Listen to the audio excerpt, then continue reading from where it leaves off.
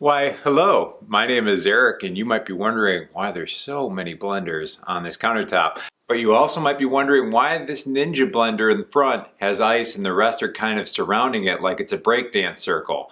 Well, you're about to find out. All right.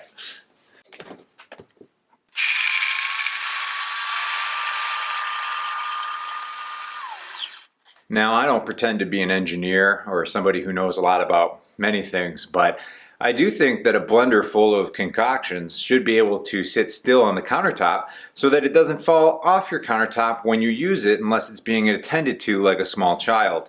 So, in my opinion, the Ninja blender here was quite the fail, and I've had this one for a few years that I've been using. This is the 1000.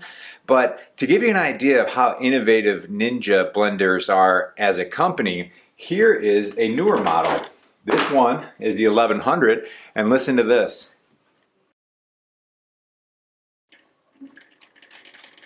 Oh yeah, that's right.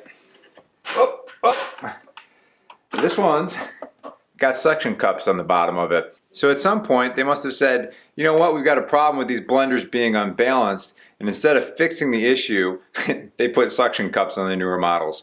Because of that, I'm going to immediately remove this old Ninja blender from this review because it drives me nuts.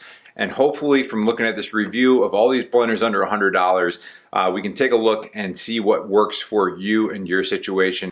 All right, so going from left to right, these are staged in order of price. All the way to the right being the $103 Cuisinart Ultra Velocity blender, and all the way to your left the Hamilton Beach blender, which I believe is $27. So I'll put the price beneath each of these blenders on screen because of course that's important. But what I want to look at is how well do these blenders blend? Like, will they make a green smoothie with flaxseed in them? Can they actually stay still when you're blending with them? What does the smoothie look like when you do a smear test with it afterwards? So we're going to do all of that. We're going to do it individually on each blender. We're also going to get sound audio bites on each one. So maybe you're like me and you're a little particular with the way things sound. You want it to be something that's not screaming at you every single day as you're making a smoothie. One thing I wanted to go over is the pitchers themselves, because some people prefer glass, some prefer plastic. The two cheapest ones over here, glass. Nutribullet, plastic. The KitchenAid, plastic. The InstantPot Ace blender, glass. The Ninja 1100 blender, plastic. And the Cuisinart Ultra Velocity, plastic. That's up to you whether or not you care about that. Some people prefer glass. The reason I know that this particular model is glass is because it'll actually heat up soups and things of that nature, so it has to be glass. But that's really up to you and your preference. So, without further ado, let's get into making green smoothies in each and every blender and seeing how they turn out. All right, this is a quick tease showing you in order which smoothies I like the best. The first one here is the Nutribullet smoothie. I thought it had a good texture. Second was InstantPot. Did a great job of blending all of the greens, not leaving any residue or remaining leftover. Cuisinart was pretty good, but there is one reason that I have it beneath the InstantPot, which I'll get to later. Hamilton Beach, as far as the cheap options go, was the best on the very far end of the spectrum. I did not actually show the Oster one. I'll get to that later in the video. This is where it kind of falls off. The Ninja blender, you can see some issues there with greens on the side. Same issue with the KitchenAid. As you can see, a large leafy green there. As I'm making this, I did a half cup of almond milk, a handful of greens, half a banana in each, a half cup of ice, and most importantly, in my opinion, is I put some chia seeds in there because you want to see how well those blend up. So now we're going to go into more detail on every blender, but I'm also going to give you 15 seconds of audio on each blender so you can hear what it sounds like if that matters to you, and then we're going to go into more of the specifications and see how it does blending and get into the details.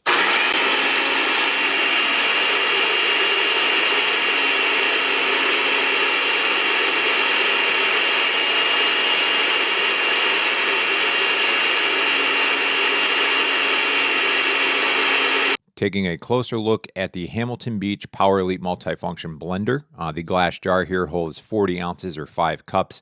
There are 2-speed pulse control and it is 700 watts of peak power.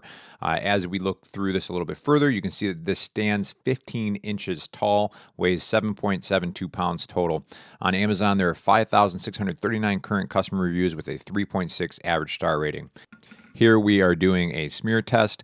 This is where you can see that we're going to show you what the consistency is, the texture of the final smoothie. This will make more sense as we see more of these in the future reviews coming up right away. But also taking a look at the product here, there are no greens or anything like that left over. Want to give you an idea of that. And then what it looks like when you pour it into a glass that probably hasn't been cleaned well enough because my dishwasher leaves spots on the glasses. So you can see it's a little thin, a little runny. Give you an idea of that. You'll get a better idea once we see some better blended smoothies.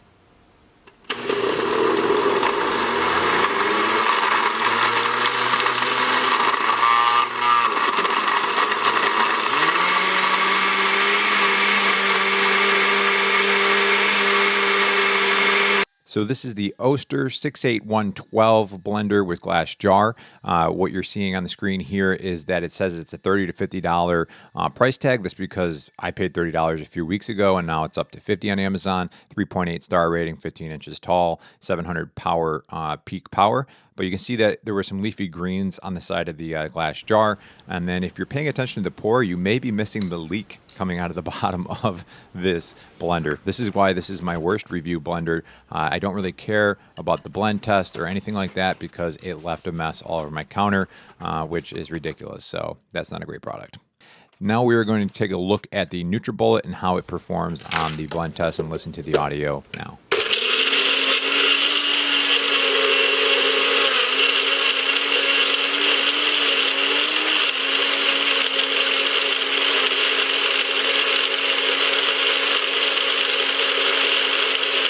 So this is the Nutribullet Original. There are newer versions. I borrowed this from the work office actually, but you can see that the blade here is not very sharp. As far as the newer versions, I will link to that in the description if you want to check those out. One of the design flaws, in my opinion, is that you have to flip the container over. So you can see that that leaf that got stuck just got mixed in with the smoothie. But when you're looking at the actual smoothie consistency, it's awesome. Very thick, evenly smoothed out. The chia seeds are not visible in this whatsoever. And when you're comparing it to the Hamilton Beach smear, you can see how it almost looks like we're making art. And then when you're looking at the actual pour of this particular device, you can see compared again to the Hamilton that it's much thicker. It looks like a smoothie as opposed to this kind of runny, watery kind of smoothie that Hamilton Beach produced. I won't compare it to the Oster because that made a mess of my counter. So let's move on to the next blender.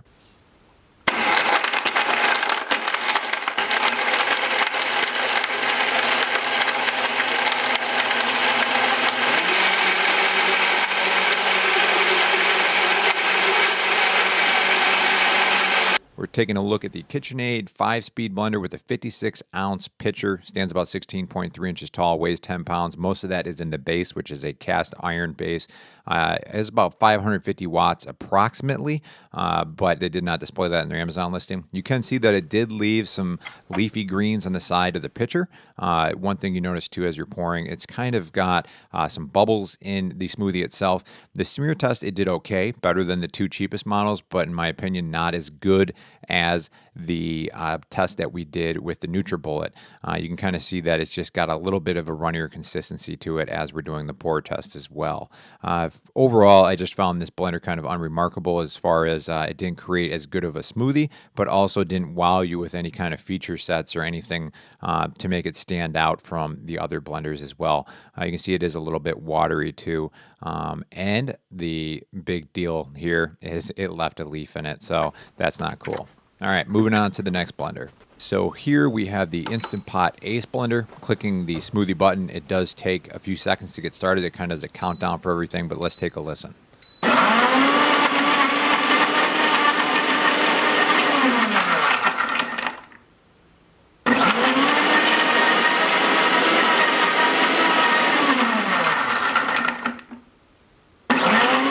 So So this is the InstantPot Ace Blender 60 of InstantPot pressure cooker fame. It holds 56 ounces of cold beverage, 48 ounces of soup. Has an interesting 6 steel blades there. Importantly, it has 4 hot programs on the right-hand side and 4 cold blending programs on the left-hand side, which we'll get to later, showing you how to put it together here. You can see that it did a good job with the greens. There's no greens stuck to the side. That's because it's kind of got a program to allow the greens to fall down into the blender again. As far as the texture consistency of the smoothie, I found it to be the second best after Nutribullet, but it's also a very different type of blender than the Nutribullet. The advantage that it had over the Nutribullet is there were no greens, where the Nutribullet did have one leafy green stuck to the container. So that's all we're going to talk about this one for now, but we'll get back to that later and check out this blender.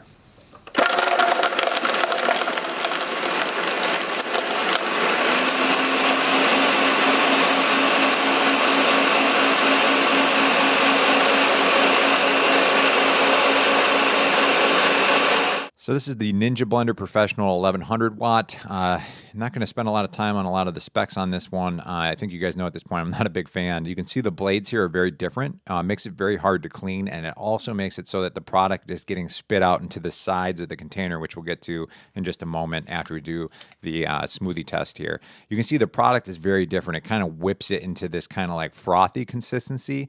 Personally, I don't like the texture because it's like nothing to it. It's just almost like you're drinking a latte instead of a smoothie. I'm going to do a little close-up here so we can see the pour. Poor job of cropping that camera shot, Eric. Oh, well, you know, working on it. Give me a thumbs up anyways, right? But here's what you want to see is all of the greens that are on the sides of this container. So because of the way the blades are set up, there was greens on 3 of the 4 sides of the container, and I just find it to just be a less than adequate blender because of that. Very frothy, as you can see there too, so pretty disappointing.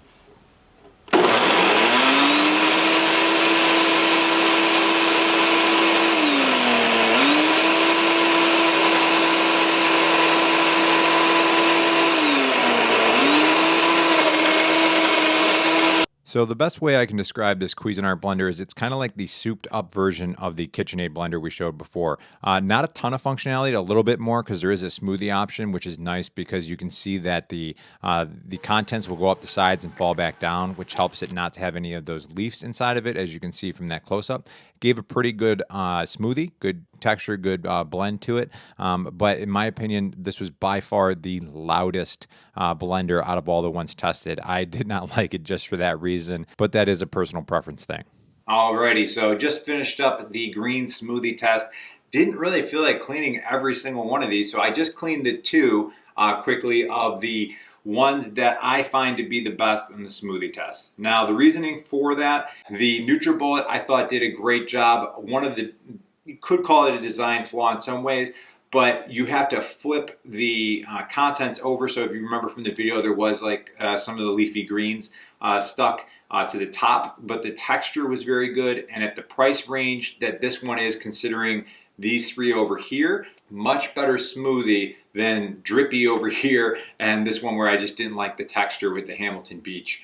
To be honest, this one was just kind of unremarkable. Not a lot of functionality built into it. You have 5 different power settings, a pulse and an ice setting, and that's it. The InstantPot I chose over these 2 right here because you probably know Mr. Suction Cup I'm not a big fan of. Wow, that's some innovation right there. And now this one, the Cuisinart, I don't know how to say that, Velocity Ultra. It's so loud. That is a personal thing. And again, this all depends on your situation. If you're deaf, and I'm not trying to make a joke, if you're deaf, who cares how loud this is, right? If you're a student who's living in a very small dorm and you don't have a lot of space and this is going to fit better for your space, go with that. If you like cleaning up messes, go with the Oster. I think I'm going to throw this one in the trash when we're done here and just give the rest to Goodwill or something like that. Me personally and my family, I like the InstantPot Ace Blender just because of the functionality of it. I don't know if I mentioned this earlier in the video, but this has the tempered glass because of all the other features you can do on it. Later tonight, we are going to make a black bean soup with it, so I'll do a time-lapse video that I will stitch in right after this to kind of show you how that works. The one thing you should be aware of is that there's a heating component in the base of this. So this is much heavier than most of your plastic tops. It's tempered glass and there's a heating component in the base. So if you're buying this for your 80-year-old mother and she's got arthritis and she's pretty weak, maybe that's not the best bet. But for most people, I think it's more than fine. I kind of sum it up as quality blender. If you don't have a lot of space and you don't have a lot of needs, you don't have a family, or you're not interested in doing all the other things as far as yogurt, crushed ice, smoothies, and all of that. And then if you're looking for functionality at a good price for a $100 price point, I think this one's pretty good.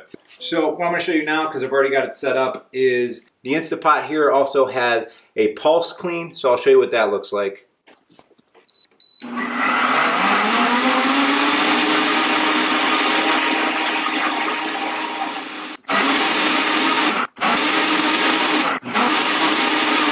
So similar to the way that this one has a pulsing when you do the green smoothie, the reason it does that is if you notice that especially I believe the Ninja blender, the green smoothie gets sent to the sides because of the way it's designed. There's no slow ramp up period. This device is designed in a way where it's actually ramping up and it doesn't really throw the smoothie around quite a bit until it's already kind of blended and captured. When you're just hitting a button and it's just going full speed right away, that's where you end up throwing maybe some leaves up to the top of the device and they get stuck in the sides, and then when you're pouring your drink, which happened to be twice, you end up eating a big leaf inside of your smoothie. So that's it for this review video. Again, thank you if you choose to use my affiliate links in the description below. And thank you for watching. Give it a thumbs up. I appreciate your guys' support, and hopefully we'll have some more review videos for you coming down the pipe. All right, good luck and take care.